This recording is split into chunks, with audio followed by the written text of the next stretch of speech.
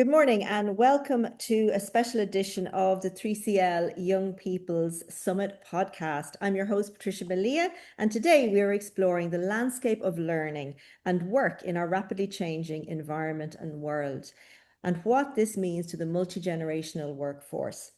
And of course, for students facing the uncertainty of their futures with AI and all that comes with those implications. To help us explore these challenges, I have two fantastic guests joining me today. I'm very excited because I have, first of all, Dr. Paul Redmond, who probably did one of the funniest TED Talks I've ever seen, and I howled laughing. Paul is a keynote speaker, an author, and one of the UK's leading voices on generations and the future of the workplace. So he is currently the Director of Student Experiences and Enhancement at the University of Liverpool, and his research has guided thousands of students through the system. So, Dr. Paul Redmond, thank you so much for joining us. Good morning. It's great to be here. And also I have with me my colleague and my current mentor, believe it or not, here in the 3CL Foundation. I have Jacques Cordina. Jacques is a Gen Z content and research executive with a special interest in societies and how they adapt to technological advancement. Jacques is currently researching the impact of AI and how that is also impacting the multi-generational workplace. So Jacques, thank you for joining me this morning. Thank you for having me. Super excited to be here. So we're going to dive in and get started. And I didn't realize that this is the first time in history where we actually have 5 different generations working side by side. I was amazed to hear that. So we have baby boomers, Gen X, Gen Z, and possibly even some Gen Alphas thrown in there. So each generation brings something unique. And Paul, I'm going to go to you first, because obviously you're the most experienced in this. What stands out as probably the most significant generational difference in the workplace right now? I think in a sense that each generation views the world of work through the lens of its own generation. So we have agency. That's the key point. We retain agency. So each of us makes our own decisions every day. Okay. What I found for my work is that that agency takes place within a framework, and that framework is your generation. That's how you view the world. Okay. You can't see your generation. It's just other people who seem different. But I think the key difference, I think, is that we have older generations, boomers, and even the great generation, or the silent generation, older than the boomers. I think one of the big differences is down to technology. So we have people who started work BC, before computers, and they've learned this, they've acquired the digital skills, but we now have a generation growing up whereby computers are not even technology. If it's been around before you're born, it's not technology. It's just stuff. It's just everywhere. And I think that's the key differentiator. Technology is driving generational change faster than any other driving force. And of course, we have to try and keep up with that, and it's moving so fast. So generationally, then, are the silent generation or even the X's and millennials, like, are they just, so how is the silent or boomers coping in a workplace at that level of speed? I mean, in some respects, they are adapting very quickly, but I think there's another sense that they can remember this analog age, so they can remember when people made phone calls, that when people would turn up to work physically, when people would wear a certain business clothes to go to work. They can remember that, and they've adapted, but still that insight shapes how they practice, how they work. And I think that's the difference. So people can make incredible changes and adapt very quickly. And after all, mobile phones were developed by boomers. They were created. This technology was made by boomers. But I still think I still think it's how people behave. That's the driver.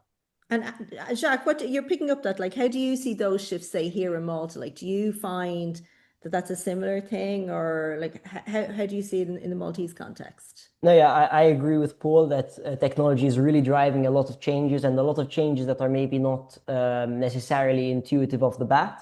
So, for example, younger generations and older generations have a tendency, it's not always a rule, but have a tendency to view the world of work as very differently, what they expect to get out of it and what they expect to give into it. So they don't see as much the point of going into an office every day. And similarly, as Paul touched on, like something like communication also, we've seen very different expectations with what younger generations want from the workplace in terms of communication styles compared to older generations. Younger generations are much more happy to chat on WhatsApp rather than send formal emails. And but then they would rather send an email than go to someone and speak. So something can be a message, they think it should be a message, again, broadly speaking.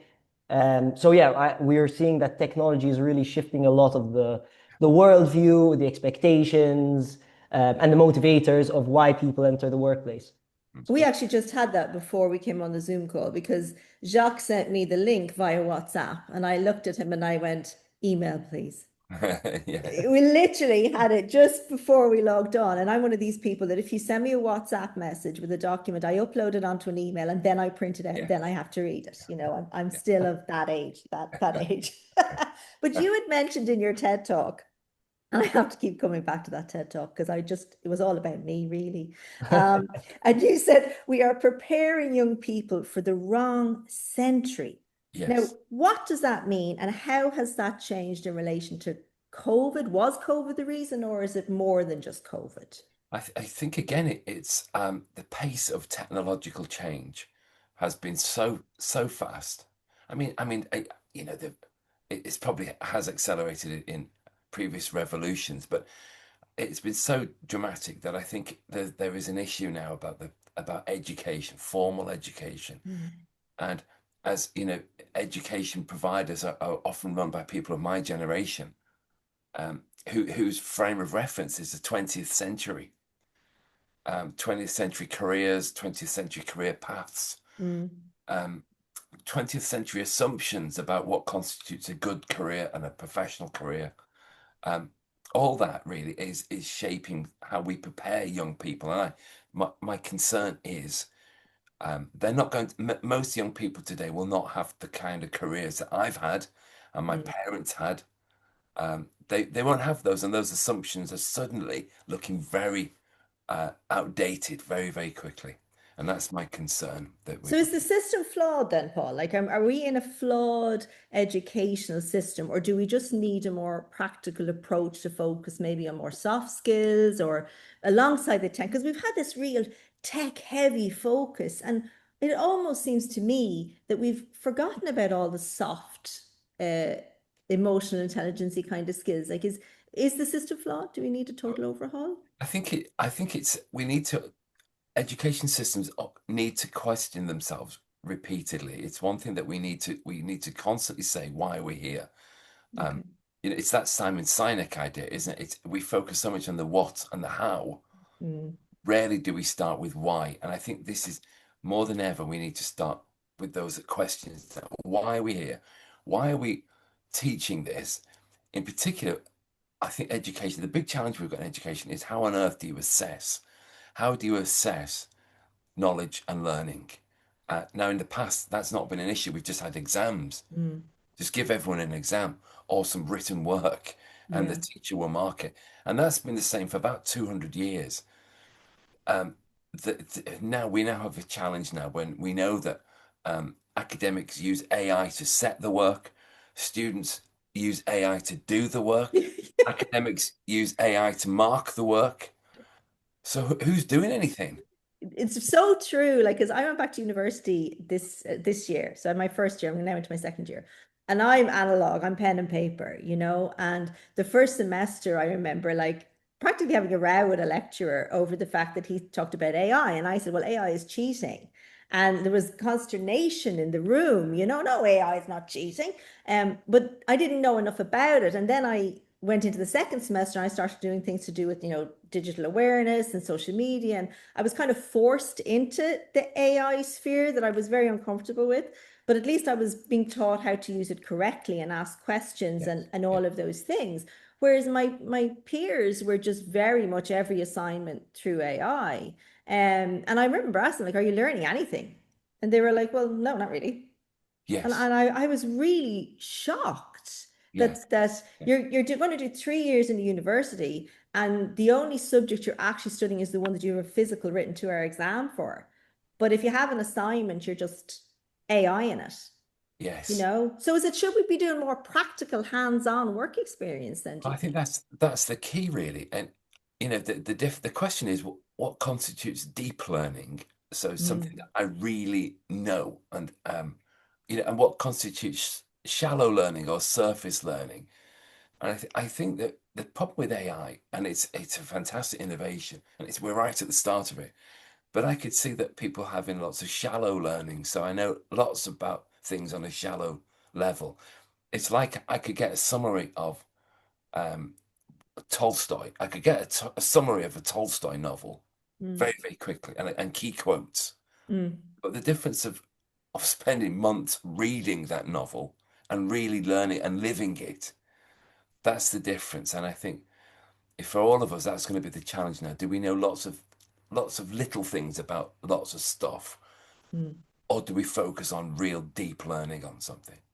And Jacques, I wasn't going to ask you this question. I was originally going to ask Paul this, but I'm actually going to ask you based on what Paul has just said. I have found that the Gen Z, and I have one, I have a son who's 19, that they tend to learn as they need it, whereas I learned and then I built, that was my foundation, and I built on top of it. So do you find as a Gen Z or Jacques that you learn based on what you need rather than having a foundation?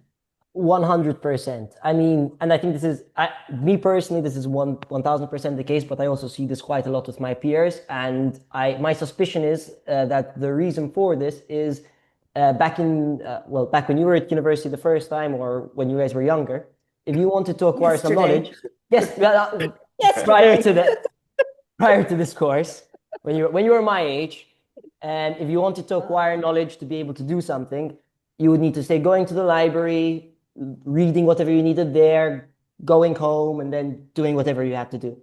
For me, it's much easier. If I need to learn something, and I can learn at almost at any time thanks to one of our mobiles. Literally, I've got the accumulated knowledge of the majority of human history at my fingertips. The opportunities to learn are almost endless, and the pace of development of most technologies and the tools is speeding up so quickly that it almost seems silly to learn how to use one tool very much in depth and then wait 6 months and need to do the whole process again.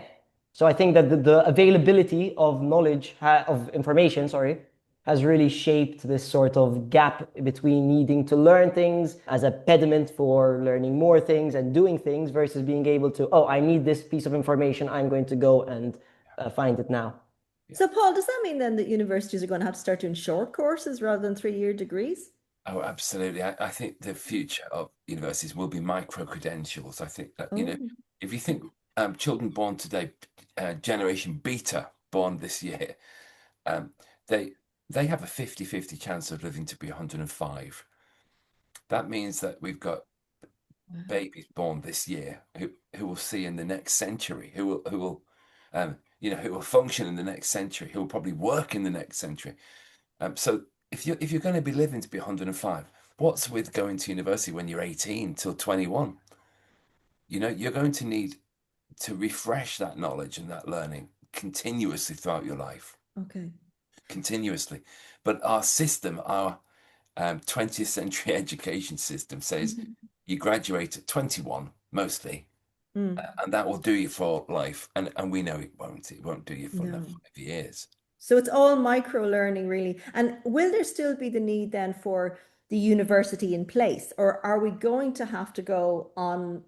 I hate the idea of it, of online for everything. And then we lose that connection that a university has. Because university and school is more than just academia, it's a Yeah. social connection. And I always am really worried about this when people talk about all this online learning and online homeschooling or whatever, because Yeah. the students and the kids, they miss out on that physical peership, I mean, is that really the way we're going, or do you think there'd be a bit of a revolt? I think that human nature doesn't change, and we're social creatures, and we Mm, want to be together. We want to engage together, and ultimately, all we have is the now. true. That's all we have is this time, and it's fleeting. I think that the second drive, I said technology is the number one driver. What technology is doing, it's making the most valuable commodity in the world today, and the scarcest commodity, not gold, oil, silver, gas, electricity. The scarcest commodity today is attention.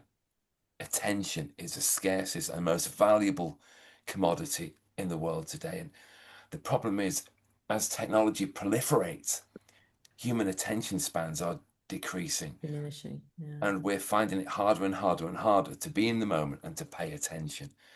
And I think that's where online learning has a huge challenge, because while I'm on the online looking at an online module, well, I've got my phone with me. I've got, I've got other screens with me. Oh, And I've seen it. I've seen it, like playing a PlayStation game on that screen, yeah, a lecture on that screen, my phone going on that screen. That's yes, very all over the place. And I wonder then, like we've kind of touched here 3CL, and we've looked into, say, the academic system maybe in place like Finland. And there seems to be a very practical, hands-on approach to the way they teach in Finland, and you're doing what students are interested in.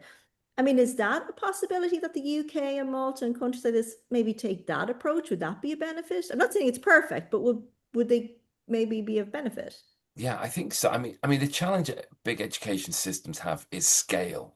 That's the problem. So in the UK, we've got over 2 million students in higher education. 300,000 students a year go on to do a degree. I mean, the scalability, we have some universities that have upwards of almost 50,000 students. Well, Wow.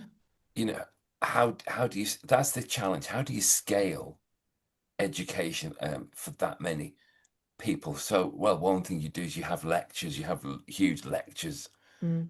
Exams are a great way of scaling information. Oh, all that. So I think that's the challenge, that we haven't worked out how to scale education for these numbers, and that's Right. where we're struggling, I think.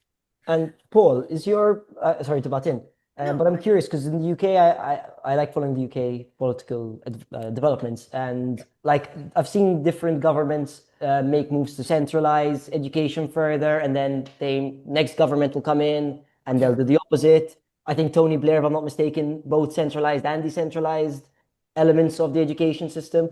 Does it have to do with the degree to which the system is centralized, or is it like does this play into it at all in Yeah, affecting the ability to scale, or do you think we need to centralize further or decentralize further, or yeah, that's a good point. I mean, Tony Blair, when he was in power, he said we want 50% participation rates. So we want 50% of young people aged 18 going to university. And that's because at the time people were talking about the knowledge economy, the knowledge of society. You're going to need that knowledge to create these high knowledge organizations and businesses. We've not quite got to 50%, but we're not far off it. And so what it has done is it's created this drive whereby students incur debt, so they pay tuition fees, which the state lends them the money, gives the money to the universities, so it's centralized like that. But in a sense, the debt students incur, and they will pay off over the course of their working lives. So in a sense, we've got that, and people are now being much more critical about the value of a degree, The value for money that they're getting the value ultimately. for money. Yeah, yeah. And do you find that you have students? I noticed it here in classes that students have this, they really kind of have this sense of despair among them. Like, why am I bothering? Why am I here? That job is not going to be there for me in 3 years. AI is going to take it over. So, like, are they focusing on the wrong careers, the wrong jobs, or Oh, like? yeah. I I mean, mean, you talked about human designers, I think, in one of your yes. one of your talks. So, what jobs should we be looking at? Yeah, do you know that Geoffrey Hinton, who's a philosopher of AI that you'll be aware of? Mm. I was struck by some advice. Someone said to him, "What advice should we give students in universities in this AI age?" And he said, "Retrain as a plumber." Yes, I'm telling everybody that regularly. That's what, and I think do you know, in a way, we focus on these we used to call white collar jobs. Do you remember that white collar job? Yes. They were graduate jobs, um, working with big organizations. So the most popular employer in the UK has been for years now. It's PricewaterhouseCoopers, PwC. They received they receive every year tens of thousands of applications for around 1,000 jobs, just under 1,000 jobs. But I keep thinking, I mean, they're a great company, of course, but is that the pinnacle of ambition? And in a sense, that's because it's the ultimate white collar job. What we do know is the numbers don't work in the favor of students. But I'm interested. It's not just blue collar and white collar jobs. I think there's another group of jobs in the center that I've not quite got the title for them yet, but they're high skilled jobs. You don't necessarily need a degree. You certainly won't incur debt for doing those. But there are a group of jobs, I think, that in the middle, everything from air traffic control to electrician to environmental sustainability jobs. There's a group of jobs that you can have a degree if you want, but you don't necessarily need a degree. Yeah. And it's funny, I saw a podcast recently, I think it was on Diary of a CEO or one of those, and there was a gentleman talking about, I can't remember his name, but he was saying electrician is actually the job because all of those data centers need electricians. Yeah. Electricians and plumbers are like the big thing. And I grew up, in a family whereby getting a trade Yes. was, Yeah. my mother used to always say, if you can pull a pint and serve a table, you Yeah. won't go hungry. And if you can, fix a plug, Yeah. you'll have lighting, electricity. So, that's how we were kind of pushed towards trades, and I think they do give you a lot of lifelong skills Yes. sometimes over academia. And why So, shouldn't they be graduate jobs? Why why shouldn't not? why Yes, shouldn't a graduate absolutely. do that? Why shouldn't a graduate be a builder or a plumber? There's no reason why. And often in the UK, people are now seeing that average salaries for those skilled trades usually exceed graduate salaries. Oh, by far, I think plumbers in Ireland somebody told me recently they're going to go over 100 grand a year. Yeah, A definitely. plumber. And I don't know one poor plumber. Anybody I No. know that went into the trades. And of course, in Ireland, we had the system whereby there was a lot of trade schools and we had systems there for people who had left school early and you gave them a trade. And they were like literally making money and out working before everybody else. And we've something similar, I think, here in Malta, don't we? Jacques, is MCAS more of a trade type school system here? Well, we're a bit multi, I would say actually. In the past we used to have a proper trade school that was differentiated from MCAST, and I'm not sure if MCAST actually came after it. The trade school was shut down before my time, and in Malta actually there was quite a perception that you should actually avoid going into trades. A bit of, I think, the post-colonial sort of mindset that if you want to bring that social mobility that your family desperately needs, because at the time most Maltese people were quite practical. We did a lot of these kind of trade jobs for normally foreigners. The perception was very, very much, especially when I was younger, that if you want to have a successful career, you need to become a doctor, a lawyer, an engineer, maybe an architect, but very much white collar jobs. Though things are changing, and as you're saying, MCAST, for example, I think has become it used to have a sort of negative perception. It's like sort of like a trade school. But they also do things like it's more almost an art school, I would almost call it more at time. They do, but they also where you'd go for electrician and plumbing. And by the way, we're also looking to open up or it's been suggested by various political parties that we will open up a formal trade school again in Malta. But the perception of MCAS, this sort of art/trade school, has definitely become much more positive. And I've even heard from certain employers that, for example, if you want a certain type of engineer, for example, they would rather hire from MCAS because they've got more of this hands-on sort of experience. Well, I had heard or came across a post recently, and it seems we're talking about schools and things like that. And it was talking about how when you're in university, you should have a strategy. Now you're in a university, and the strategies they came up with were things like to join or student organizations and make your professors know who you are by asking questions and read. I loved this. Read a wide variety of books because I'm a reader, and attend as many seminars and things as you can. And I'm curious.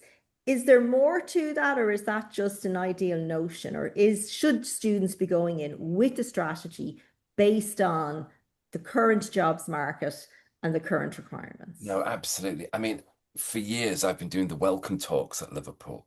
In fact, I've stepped down from my role at Liverpool this year. I've got an honorary role at Liverpool, but for years I've been doing the the welcome talks. And I always said that, you know, you hear most students are at university for about 1,000 days.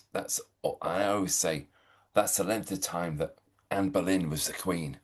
But I want you. We hope you'll have a better outcome at the end of than poor Anne Boleyn. But so it's 1,000 days, and that's going to fly by. So you know, I used to say to students, don't be a wash and go students. Don't just come in, do your lectures and go. You know, you're here to join clubs and societies, make a difference, ultimately meet people, talk to people, find out. But it's too easy just to think the priority is the lectures. And of course you've got to go to lectures and you've got to get the assessment, but use that opportunity. I think that's the key for students. So having a strategy, having a plan is a great idea. Yeah, it gives you that ripple effect, doesn't it? Because Yeah, there is more than just the academia. absolutely. Yeah. And do you find that, it's funny because I was only saying this to somebody the other day, and I was a girl in college, and she said, yeah, but I keep asking the questions, and the lecturers look at me like I'm just annoying them, and they just want to come in and clock their time. And I keep asking to get involved in things, and I'm getting no response. Is there another side to that coin that maybe professors and lecturers are all a little bit disillusioned about what their role is, and they're just now becoming maybe a little bit lazy with the AI, and they're not investing as much in their students? Is that, am I right? Am I wrong? I'm just wondering. I think again, it's often scale. It's the sheer size. So colleagues that I've worked with would always focus on students, always, always, they would welcome students who show extra Mm, interest. But what I would say to students is develop agency. Show the agency. There's a great opportunity in university for students to set up businesses, set up lots of different things. And so I was always very keen that we encourage students to to network with people from different disciplines. So I would say to our medics, you need to hang out with the business students and the economists, to think about how you can create business ideas.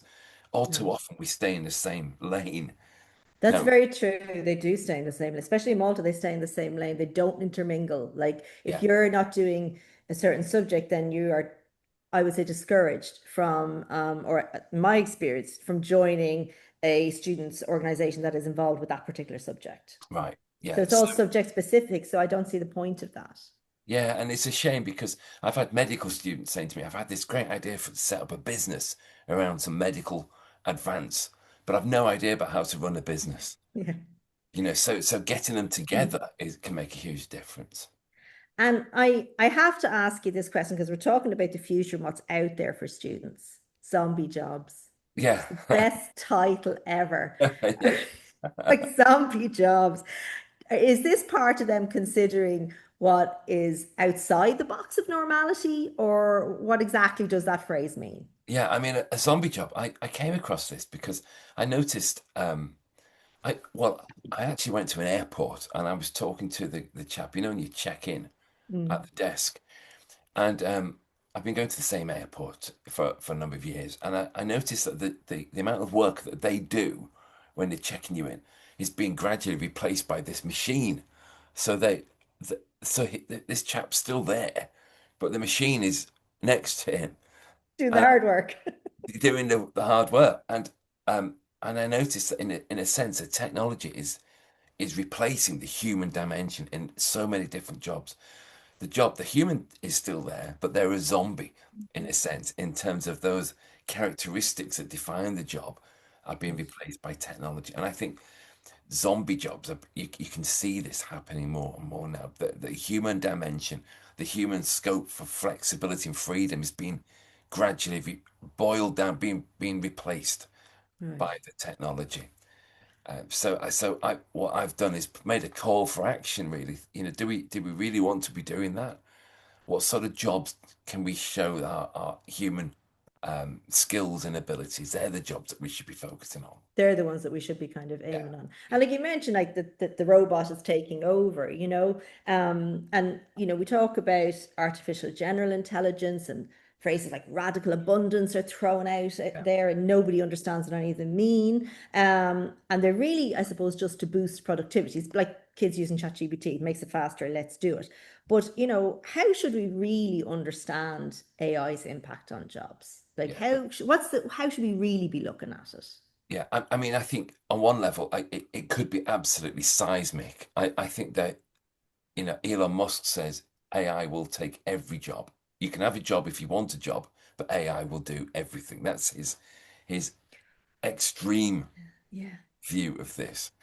Um, and I have been struck. I mean, I used to think to myself, well, AI will keep jobs like counseling and, jobs that involve human dimensions.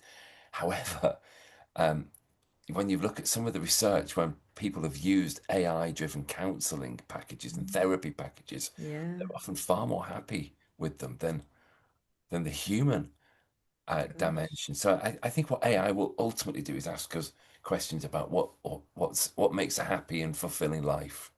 They're the Gosh. questions that will. How do you feel about that, Jacques? Because this is your generation. I'll still be talking to myself. I won't need an Alexa.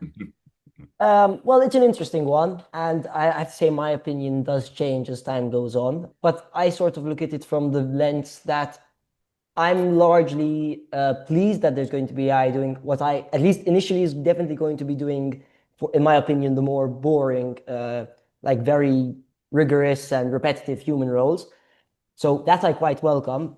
Yeah, I'm My hope, and I don't know if I'm being overly optimistic, because as Paul's saying, and I've read like I've been really surprised by the uptake of, for example, AI therapy and therapists. yeah, It's a bit worrying for me, but I like to believe that there are some core features of human nature, like empathy, which I still hold the optimistic view that we can still do better than machines. And I think that as we get used to working with machines, the combination of these innate human skills and these technological, rational machines will be more powerful than just the machine on their own. So I'm hoping that as time goes by, humans will carve out a niche for ourselves using the skills and honing the skills which we think are most core to our humanity, probably, and most interesting to us.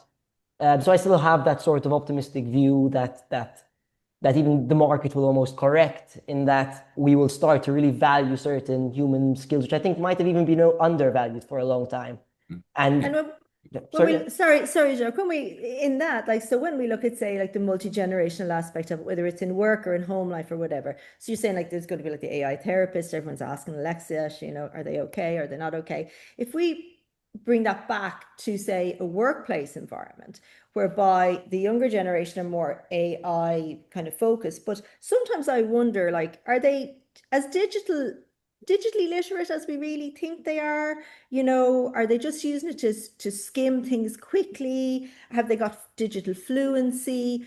Are, sometimes I feel that they're not quite as digitally literate as we give them all credit for. And then we have the older generation who are really trying to figure it out. And sometimes they can be a little bit more digitally literate than the younger generation. What's your sense of that? My sense of it is that, generally speaking, if you're looking at the average Gen Z versus the average boomer, you're likely to see that I think Gen Z are better with the technology. But there's definitely a huge variety within Gen Z, in that I think that the more skilled, if you will, or more privileged, or whatever, group of Gen Z who have got good critical thinking skills and are relatively open to learning are really excelling, and we're seeing them really thrive in the workplace. But that's not to say that they're the average. And for example, one thing that employers tell us quite often is that they really have a problem when it comes to Gen Z's transversal skills and their critical thinking skills at times. And I think these are definitely, whilst I was in the education system, hugely undervalued and underrespected, and really you weren't really rewarded for focusing on these skills at all. So, What do you think, Paul? Sorry, Jacques. What no, do you no, think no. about that, Paul? I think Jacques absolutely right. Digital natives have grown up with this technology being ubiquitous, so it's been around before they've been born, so it's there. It's just omnipresent. But you're absolutely right, Jacques. It doesn't imply that you haven't a skill to understand how to get the most out of it. They probably have, but not necessarily. I think that's the key. Are they a bit sloppier though, Paul? Are they a bit, oh, it's a quick fix rather than knowing how to pivot, knowing how to understand something in great depth? Like it's get it done. You know, I see this all the time. We have a design business, and I see this all the time where like emails that come in from interns, and they haven't read the email or they haven't understood the concept. And you're going, read the email. I've just sent this 7 times. And it's like a quick flick over it. Absolutely. And I think this comes back to my argument that the most valuable commodity now is attention. And we are losing, as a species, we're losing our ability to pay attention at the worst possible time. The Right. worst possible time for us to lose the ability to pay attention is in the AI age, because as we're not concentrating, the computers will, and we're losing the ability to notice what's happening. That's ultimately my biggest fear. We're losing the ability to learn how to use this stuff. Um, Right. Are we we're, becoming a bit blasé then, Paul? Like, are we oh, becoming, I'm oh, not sure. absolutely. Well, you'll see this all the time. You'll see, um, people using technology, quoting books, quoting articles that they've not read. Um, I was at a talk the other day. Someone quoted a line from a book, and I said to him, isn't that a great book? Wasn't that a great book?" Obviously, I hadn't read it. He looked at me like, "What are you talking about?" And so I think there's that sort of surface level engagement with the world. We've got to we've got to learn how to pay attention. One thing I say to students: if you can manage attention, that is a superpower. Mm. In today's world, that is a superpower. If you can focus long enough to read something and learn it, that is a superpower for free. So I think we need to rethink education. It's about giving people these superpowers to be able to concentrate. Concentration really is such a huge thing. It's just gone, really, isn't it? Or it's going. Well, and we need rules around this. We need to help people understand how to use this technology.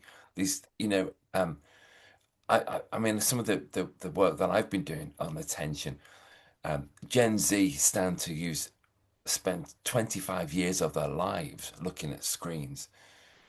From the Wow. research that we've carried out, that's on the basis of about 5.5 hours a day on your phone. Over the time, comes to 25 years of your life. Well, think of what you could do with those years. I'm People shocked. people touch their phone 2,617 times a day on average. Uh, we don't even know we're doing this now. Just like my grandparents, everyone smoked. Today, True. Yes. everyone smoked. If you didn't smoke, my granddad in Liverpool started smoking when he was 7, and he was a late starter. But if you didn't smoke, people think you're a bit odd. What do you mean Them you were the don't smoke? days. Them were the Yeah, days. It's like we used to drink as well. No one's drinking either. that's right. That's right. But today it's all about these. The addiction is now here, and we need to. I think education has a role to do that, to actually help people understand how to manage this technology.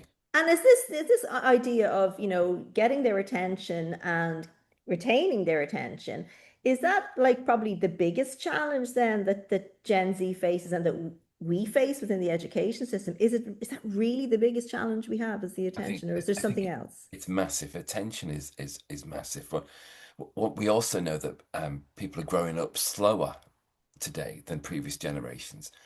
So they're going to live longer, hopefully, but they're maturing slower than previous generations. So they're staying younger for longer, Right. and we can see this in lots of people need more help and support than previous generations did. Right. Employers say to me, "Gosh, I'm having to spend more time just helping these new recruits get used to being at work." Yeah. Knowing to be here at 9 o'clock in the morning. Yes, that's right. That's right. And partly that's because of how they've been parented, but it's also because today's Gen Z and Alpha are far more risk averse than previous generations. They're Yes. far more risk averse. So they're not leaving home. They're not learning to drive. They're not forming relationships. They're much more risk averse than previous Yeah, generations. they're not as wild as we were, but Not at all. not They're as risk we had averse. the best time. They are. They're risk averse. Yeah. Yeah. Is So that, go ahead there, Paul. Sorry, there was a delay. well, I think the challenge is that this generation, to use Nicholas Nassim Taleb's idea, this generation are fragile. They're fragile for longer. And I think the challenge for education is to help young people become anti-fragile. So you take a risk, you get knocked over, Mm. you fail at something, but from that you pick yourself up and you get stronger. Anti-fragility is what we should be helping people learn. But I think not to stay fragile. That's a really beautiful way of saying we're all walking on eggshells, Paul. I think Yeah. that's a lovely way of saying that. that- And Jacques, we work in kind of a multi-generational, small little team, but I do find now me not so much because I'm here with 3CL, I'm in uni, but I do find people I know that work, and when I was in the working environment, my God, you were walking on eggshells. You didn't know what you were allowed to say, what you're not allowed to say. My generation working were just so afraid of opening their mouths, and then you're going to be misunderstood. They're easily offended. They don't know how to think for themselves. You're exhausted with all the places you have to navigate. And I'm wondering, like, is there certain industries where that is more prevalent, or is it right across the board? I don't have actually official data on where it's most prevalent, to be totally honest with you. I gather that in my field, which is to do with like social sciences, it's especially prevalent, and I notice it especially less so in Malta, but for example, when I'm discussing with colleagues of ours in Canada, I feel like that, for example, comes through a bit more. But I wouldn't be able to tell you which set of professions it's particularly the most prominent. But I can definitely say it exists, I think, in my field. But I would say it goes both ways. I think that Gen Z people also sort of are apprehensive as much as older generations are apprehensive or unsure with the optimal way to communicate or navigate working with someone who has a wildly different worldview very often. I don't think it's actually that difficult. Or I think that we've blown it up to be there's these huge differences because you're obviously we've grown up in very different worlds, but I think with a little bit of understanding, it really shouldn't be this big issue. And I strongly think and hope that it's something we'll get past or get more used to, at least as a society, in the next decade. What would you think, Paul? Are there particular industries, or are we all in the same boat of I confusion? think everyone's struggling with this in a sense. And I think that this idea of anti-fragility and fragility is something that I've noticed across all sectors really. And as Jack said, people are tiptoeing around this. The, the idea about anti-fragility is that some things only work when they've been broken. They only work best when they've been broken. So the example is the human immune system only works. You've got to get ill for it to work. Yeah. You've got to get bugs in it for it to work. And I think that's an idea that we need to help our young graduates, young people understand. You've got to take risks. Yeah. Is Um, that part of the rewiring that you yeah, mentioned? That's part of that, is it, that whole rewiring? Is there more to the rewiring of the workplace, or is it really just that anti-fragility? I think it's that sense that, take a risk, try and do something, step out of your comfort zone and get some experience. If you really want to boost your employability, don't read a book about how to get a great job. Go and try something.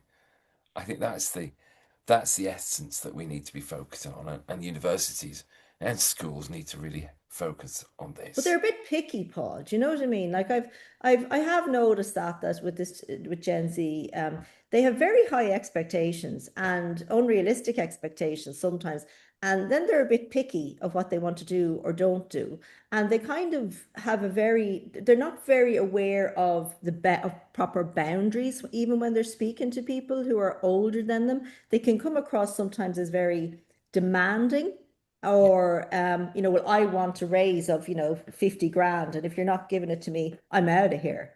yeah.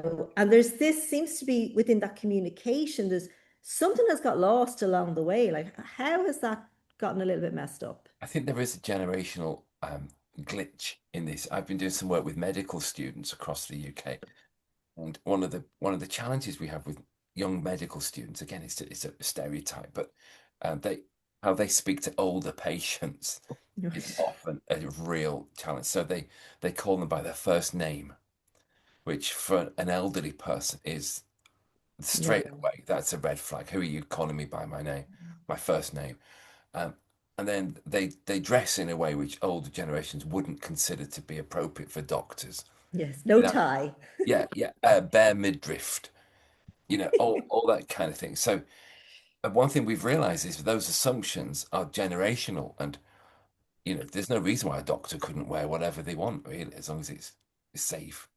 But there are generational assumptions, and I think helping the younger doctors understand how different generations communicate, behave, expect doctors to look like can really Mm. help them. It can save them a lot of angst.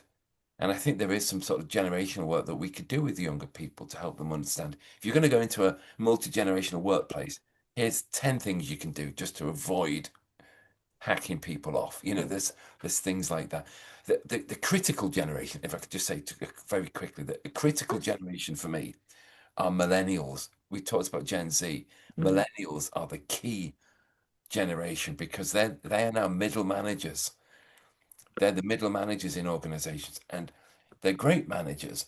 But one thing that I've found from working with organizations all around the world, millennial middle managers avoid having tough conversations. Oh, that's so true.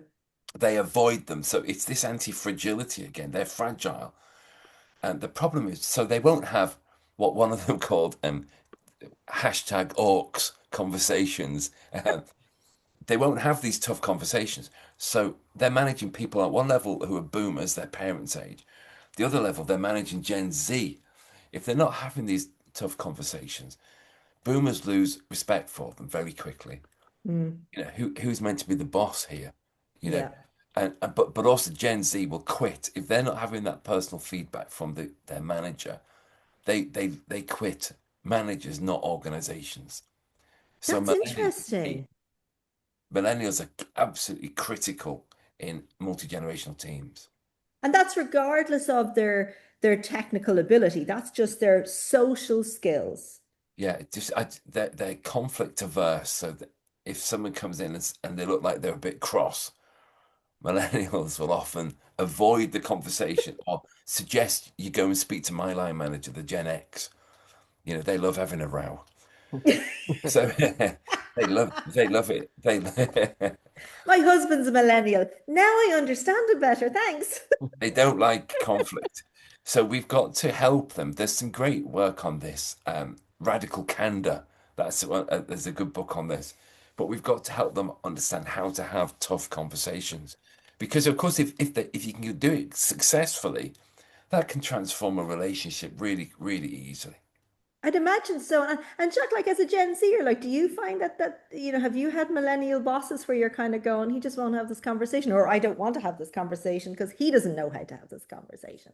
Well, I've only had one, so it's a little bit, or no, I've had two actually, I think.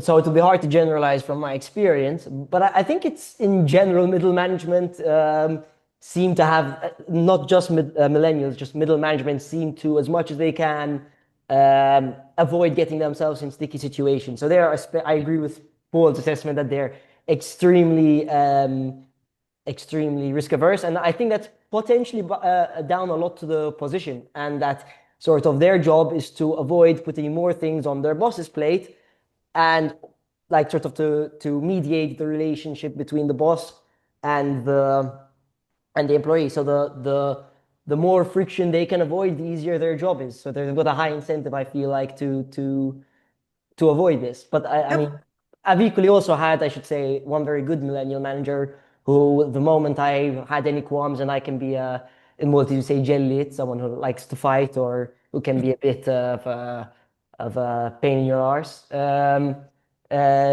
she took that very much on the chin. And my boss was also very similarly of this breed. So, and she would go in, and despite not being a particularly being quite a calm and level-headed person and whatnot, I think she did a really good job of sort of balancing both of our desires and egos and all of this stuff. But it makes sense to me now that you say it, Paul, because I suppose I'm an ex. So, and I'm an ex, I'm married to a millennial and I have a Z. I've got the full alphabet on the go. So I can actually see how, me as an ex, even just in a home life or in a work or in a university life, I have a very different approach to things. And I do see it now that you've said that the millennials, everyone's just got too soft. Yeah. Like, get get over yourselves and get on with it. But you can't say that in a work environment anymore. Like you're so cautious now, aren't you, in a work environment of what you can or cannot say? Yeah, which makes when conflict does inevitably occur, it can be so traumatic for people to suddenly think, oh my God, people are really annoyed, they're really upset. How can I deal with that? And of course, if people do get upset because they're passionate about something, that's not a bad thing. No. But we need to understand how to deal with that, particularly if you're the manager, how to deal with it. And if and the problem is if you duck these conversations, if you avoid them, they tend to come out in other ways, don't they? Things Mm. tend to snowball They and get simmer. worse. And or as Gen Z will do, they will leave, they will quit. So, boomers would stay on average for about 9 years on average in every job. Gen X about 8 years. Since then, it's plummeted. Gen Z averaging around 2 to 3 years per job. Gosh, So if they're that's not happy with their manager, do you know what? I'll email you saying I'm quitting. I'm gone. That's what one person said to me. It's dead easy to change jobs now, Paul. All you need to do is change your email address. That's what he said. That's all it was. And I think that's a post-COVID. So I'm not even wow. working with people. I don't even know them. It's just a different email address. Wow. And is there like particular industries whereby, I know in the gaming industry people change very quickly. That's quite a big tech industry. But people change like literally every 6 months. Seem to be rolling over.